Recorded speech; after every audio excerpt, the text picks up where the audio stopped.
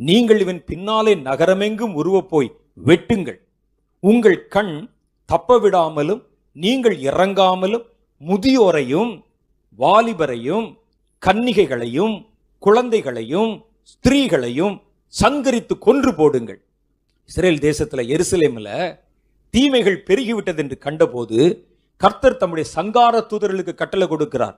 சங்காரம் என்றால் அழிவு, அழிவுக்கு கட்டளை கொடுக்கிறார். அவர் வெட்டுங்கள், உங்கள் கண் தப்பவிடாமலும் நீங்கள் இறங்காமலும் யார? முதியோரை. சொல்லும் பாவம், அவர் காலத்துல ஏதோ பாவம் செஞ்சாருங்க, நான் வயசாயிருச்சு இப்போ கண்ணு காலம் அப்படி நடுங்கிறாரு, இவர் என்ன செஞ்சாரு அப்படின்னு நீங்க மன்னிச்சிடலாம். ஆனால் கர்த்தர் எவனுடைய பாவத்தையும் எக்காலத்திலும் மன்னிப்பதில்லை, அவன் மனம் திரும்பினால் ஒழிய. வயசாயிருச்சுங்கிறதுக்கெல்லாம் அங்க இறக்கம் கிடையாது. சுகர் வந்துருச்சே தள்ளாடுறாரே கிடையாது. செஞ்ச பாவத்திற்கு எவனாயிருந்தாலும் பதில் செய்துதான் ஆக வேண்டும்.